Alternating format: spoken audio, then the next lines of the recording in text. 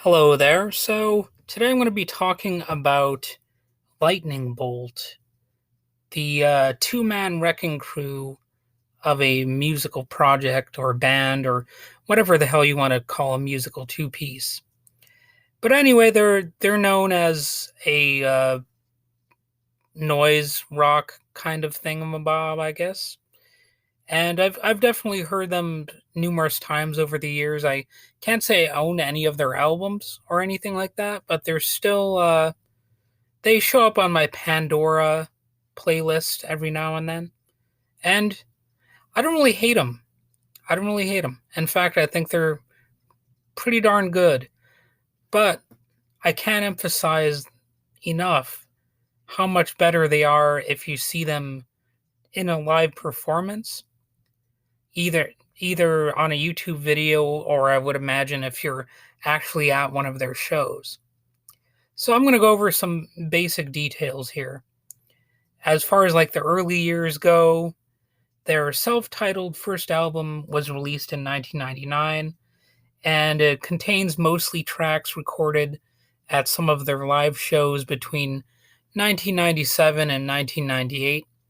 And apparently the band does not really like recording their stuff that much, although they still do it because they realize it's kind of important these days to catalog your music and whatnot, and it kind of helps promote whatever you're doing. So even though they are more of a live band and more of a live experience, they kind of grudgingly go along with the whole recorded music thing, or so it seems. Lightning Bolt's music combines noise rock with some avant garde elements, although I suppose noise rock in general is avant garde, but there's definitely something to having a two piece that kind of just makes it seem, I guess, more innovative in a way. Although I will say it is often, they also do have some melodic lines here and there. So that happens more often than you might assume with the whole noise rock label.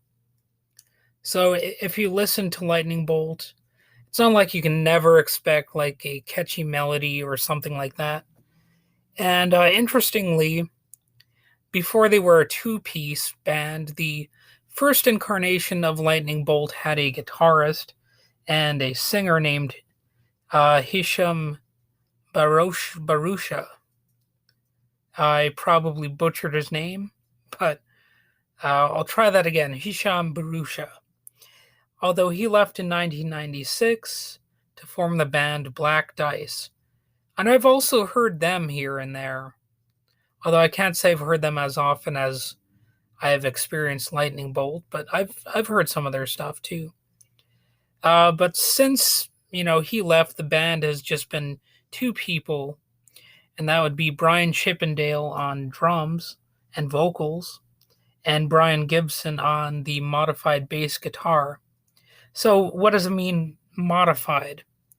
In this case, it means typically using three bass strings and two banjo strings. So that's why, even though he's often credited as a bassist, if you listen to Lightning Bolt tracks, or of course see them live, you can notice that there are parts that sound like guitars. And like I mentioned before, the fact that they're a two-piece noise rock band, it almost adds to the avant-garde element to it because it just it just it just captures the imagination more when there's two people rather than like three or four or more, because it seems more, boy, what's the word I'm looking for? Um, can you hear me snapping my thumbs? It's just more intimate. There we go. That's what I was thinking of. And I would say they're more of a rock band than a highly experimental band, too, because they have a lot of emphasis on, rhythm and riff parts. And by the way, I would say Brian Chippendale is one hell of a drummer. And you might not fully appreciate that fact unless you see him drumming, either on video or obviously if you see them live in person. Frankly, I wouldn't say that their albums aren't good, but I think they're really just a better band that's best seen in addition to being heard. It's apparently true that they didn't consider structure in their songs much until the year 1997 when they were first approached by a record label, meaning, at least to me, that they were more of a straight up improv band.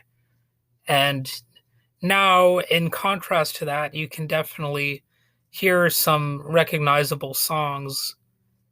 Um, yeah. They're also known for their guerrilla style shows, which means that they might randomly show up somewhere, basically. And I would say Lightning Bolt captures the spirit of music that you'd want in any thriving local art or music scene. And, well, I guess part of their music also has sort of a punk feel to it, although you don't really see them having that label attached to it, but it's usually some pretty high energy stuff. Even though they haven't been awarded any Grammys and they'll certainly not end up in the Rock Hall of Fame, I would say Lightning Bolt are pretty influential, and they're one of those bands that's actually bigger than you might think at first.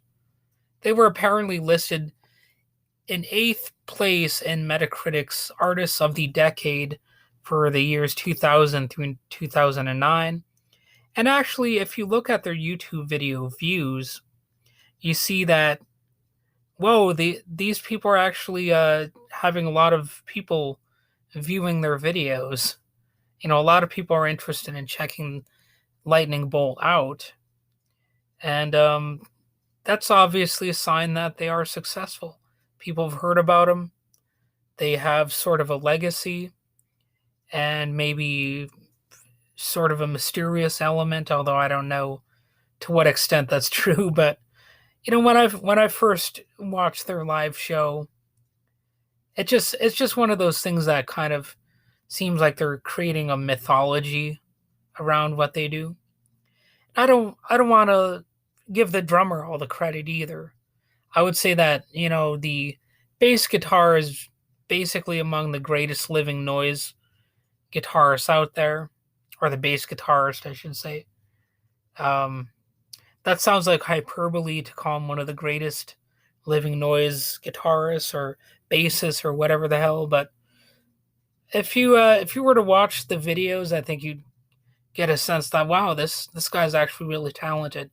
Because oddly enough, if you're just watching, or I mean, if you're just listening to the album, you don't really appreciate the musicality as much, or the technical know-how being applied. There's some actual melodies to be heard, like I suggested, but there's also a lot of fierce bass chugging and obviously the high energy stuff.